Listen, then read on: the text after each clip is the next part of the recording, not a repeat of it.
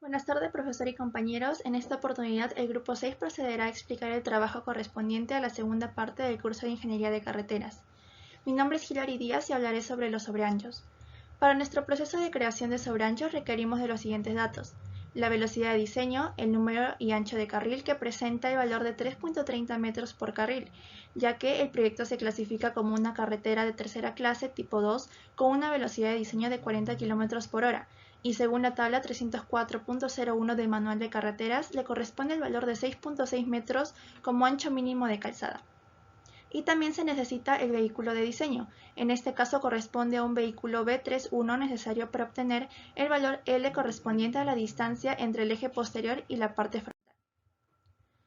Antes de mostrar nuestro proceso de creación de sobreanchos, es importante mencionar que añadimos sobreanchos a nuestra carretera, ya que de esta manera compensamos un espacio mayor que requieren vehículos de mayor tamaño, que por lo general presentan dificultades para realizar maniobras de giro y mantenerse dentro del carril.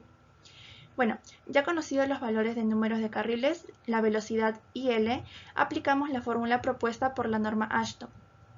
Como pueden ver, en los recuadros son los valores de sobreancho calculados para los radios correspondientes, y en el recuadro de abajo el valor de sobreancho correspondiente a nuestras 12 curvas propuestas en nuestro diseño. Para la creación del sobreancho necesitamos la información correspondiente a las curvas. En este caso los giros de derecha e izquierda. Nuestro diseño presenta 7 curvas con giro a la derecha y 5 curvas con giro a la izquierda. Para poder iniciar con el proceso se requiere de datos de entrada del ancho de los carriles, el valor inicial de la longitud de desarrollo y sobreancho de la primera curva. Luego se procede a configurar los valores de sobreanchos calculados del lado derecho e izquierdo de las curvas que lo requieran, para que el trazo se pueda ajustar. Y para nuestro diagrama de transición de peralte requerimos del valor de ancho de berma, el cual por ser una carretera de tercera clase tipo 2 le corresponde un valor de 0.9 metros según la tabla 304.02 del Manual de Carreteras. Y consideramos como criterio de diseño el peralte máximo de 8% en nuestro caso. Al finalizar tenemos un cuadro con los valores de peraltes de las curvas. Estos, en caso no aparezcan con los valores correctos, deben ser corregidos colocando el valor correspondiente de peralte en cada curva. Ya para finalizar con nuestro sobreancho realizamos la gráfica del diagrama de transición de peraltes, donde los valores de peralte ya están corregidos para las curvas que lo requieran. Buenas tardes, profesor. Mi nombre es Alejandro Pineda y voy a hablarles sobre el desarrollo para la realización del perfil longitudinal.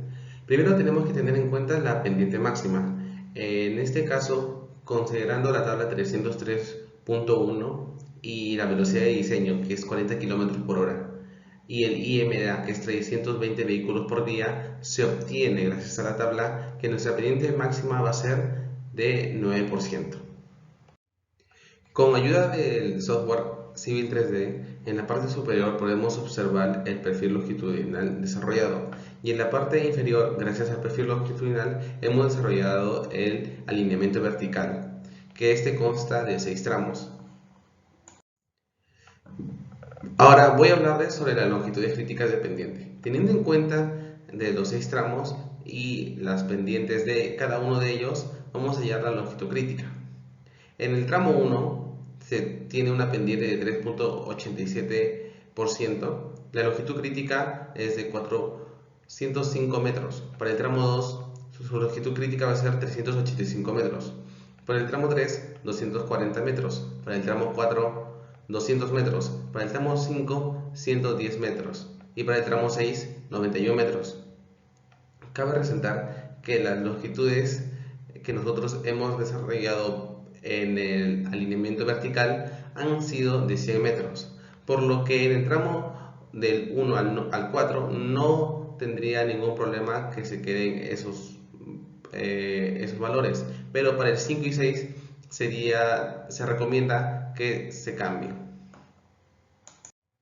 Ahora voy a hablarles si se deberá realizar tramo de descanso, pero primero tenemos que entender en qué casos se realizan. Mayormente se realiza en un ascenso continuo, y cuando la pendiente es mayor a un 5% se debe realizar más o menos cada 3 kilómetros un tramo de descanso de una longitud no menor a 500 metros, con una pendiente no mayor a 2%. Como se puede observar, en el tramo de un ascenso continuo, las pendientes no son mayores a un 5%, varían entre 3.87 a 2.17%, lo cual en este caso no lo hemos visto necesario colocarles tramos de descanso. Gracias. Continuando con nuestra exposición, de nuestro perfil longitudinal obtenemos 5 curvas, de las cuales 4 son curvas cóncavas y una es una curva convexa. Para las curvas verticales, para poder hallar el DP, sacamos tablas del Manual de Diseño Geométrico de Carreteras del año 2018 para poder ayudarnos y consultar algunos datos generales. Luego, tenemos nuestra curva vertical 1, que es una curva cóncava, para la cual tenemos los datos generales, que es una velocidad de diseño de 40 km por hora, un TPR de 2.50 segundos, un DF de 0.38, un peralte 1 de menos 3.87%, un peralte 2 de menos 3.51% y por lo tanto tenemos un I de menos 3.87%, que es la pendiente crítica, que nos ayudará a hallar nuestro DP. Calculamos y obtenemos que nuestra longitud mínima que vamos a tomar es de menos 690 metros. Para nuestra curva vertical 2, que también es una curva cóncava, tenemos los mismos datos generales de velocidad, el TPR y el F, lo único que cambia son los peraltes, que es el peralte 1 que es de menos 3.51%, el peralte 2 menos 3.11% y por lo tanto tenemos el I que sería menos 3.51% para poder calcular el DP.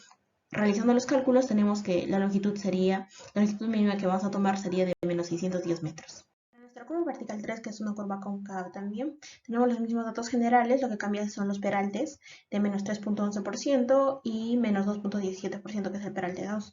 Y por lo tanto tenemos un I de menos 3.11% que nos ayuda a calcular el DP.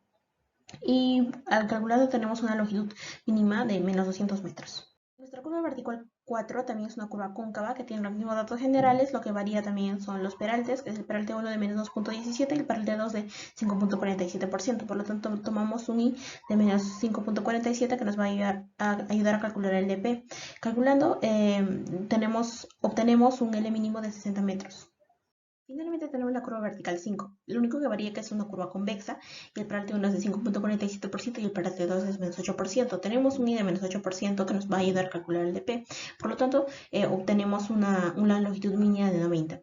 Como en los tres primeros casos obtuvimos longitudes negativas, lo único que vamos a modificar en nuestro modelo va a ser las dos últimas curvas, la curva vertical 4 y la 5, que es de 60 y de 90 respectivamente. Finalmente, creamos la rasante a partir del perfil de la subrasante, y la rasante es lo que se muestra acá en color verde. En algunos proyectos toman la decisión de moverlo un poco hacia arriba, pero en decisión de grupo fue no moverlo por el hecho de que nuestras pendientes no superaban el 9%. Y finalmente tenemos el resultado final de nuestro diseño espacial. Gracias. Las secciones transversales son cortes verticales normales al alineamiento horizontal que definen disposición y dimensiones de sus elementos. El derecho de vía es la extensión del terreno designada a futuras ampliaciones si la demanda de tránsito lo exigiera. Según el manual DG 2018, nos dice que para una carretera de tercera clase, el ancho mínimo de derecho de vía es de 16 metros. Ahora bien, el ancho mínimo de calzada en tangente depende de la velocidad de diseño, el IMDA y la orografía. Para nuestro caso tenemos una velocidad de diseño 40 km por hora, IMDA 320 vehículos por día y una orografía tipo 2. Entonces, el ancho mínimo de calzada sería 6.6 metros.